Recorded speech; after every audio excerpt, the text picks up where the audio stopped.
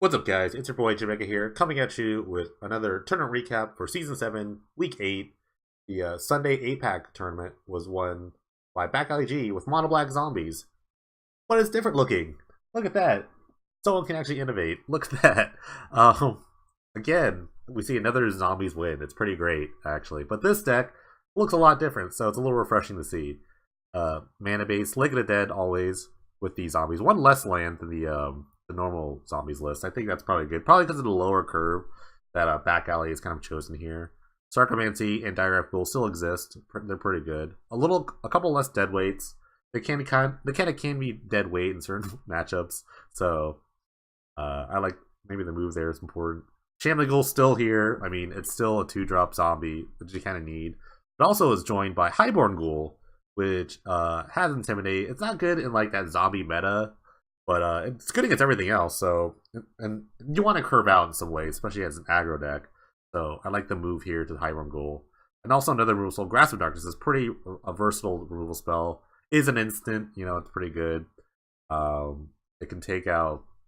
I think there's a lot of like things you need to hit instant speed, especially against like the sort of like Esper value blink decks. So this card's pretty good. Single Dark Tutelage for sort of like a Dark Confidant in an enchantment form. Kind of lets you like fuel up and like kind of like get more cards in your hand because it's an aggro deck. You're about to flame out. So and maybe that's the reason for like the lower curve here. The only bad hit, honestly, is Lilia's Mastery here, which is a 5-drop, but everything else is like 3 or under.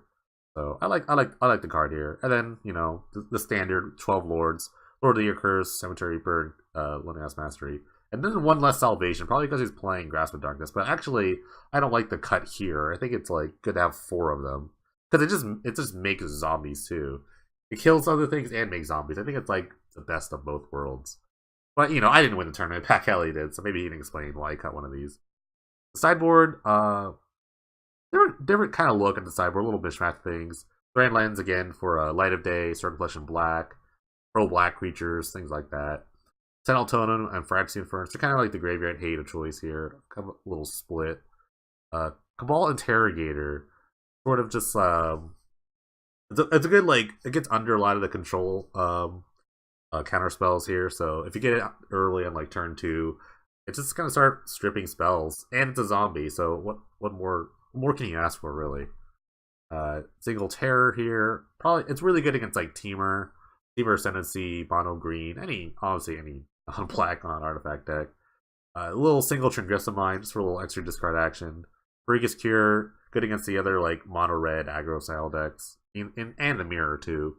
Another tutelage for the control matchup, so we want to keep drawing more cards here. 3 Nature's Ruin for those green decks. Got to really hate on Rafel's decks here. And then an Age of Erebos, another sort of graveyard hate. And it's a zombie, which I always forget that Agent's actually a zombie, but it nukes the entire graveyard. And you have a couple of enchantments that triggered Constellation a couple of times, and Tutelage and Leo's Master, and even Deadweight. They can actually all trigger Constellation a lot. I like innovation. I always like seeing decks evolve, and so is this maybe a new evolution? Is Highborn Ghoul really what you want here? Maybe, I think so. And just having like a lower curve, just getting it on the ground more is really good. It's not really depending on like stuff like Mastery and Dark Salvation to kind of bring you back. Just having just more cheap creatures is good. Highborn Ghoul is like obviously not like the greatest zombie in the world, but it's a zombie and it's a 2-drop, and it has like somewhat relevant text here and there. So why not? It's better. I think it's better than Shambling Ghoul by far, but that's just me. I just really hate Shambling Ghoul, man. If you've watched any of the zombie recaps, I hate this card, but I guess it's like a necessary evil in some ways. But if you want to check out all the other deck lists from this tournament, check the description below. There's a link. Thank you guys for watching. I'll see you next time.